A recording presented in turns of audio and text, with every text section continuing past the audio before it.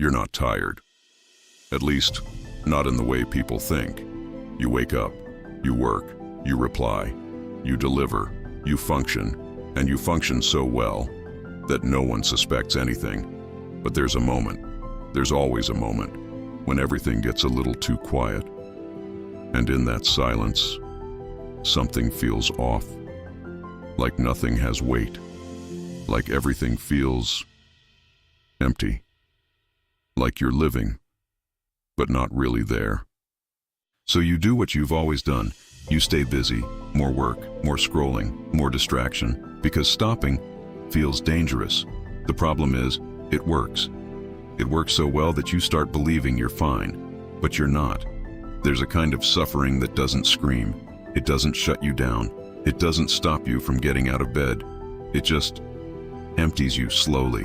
Donald Winnicott once said that the most dangerous kind of suffering is the one you can't even name. And this is where it gets complicated. Because you don't look like someone who needs help. You produce, you solve, you handle things, and without realizing it, you build a version of yourself that works perfectly on the outside and disappears on the inside. Winnicott called this the false self. It's not fake, it's adaptation, but an adaptation that went too far. You learn that you can't fail, that you can't show weakness, that you have to hold it together.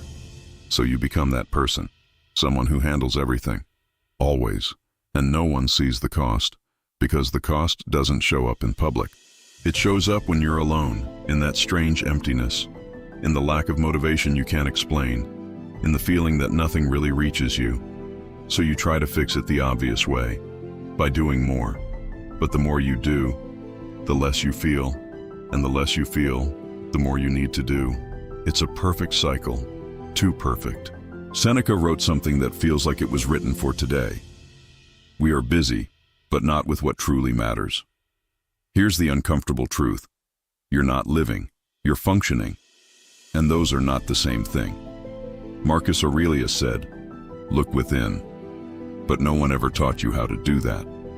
You learned how to solve problems, not how to feel what's happening inside you. And maybe that's why when you finally stop, this emptiness shows up. Not because it started now, but because it was always there, just buried under noise.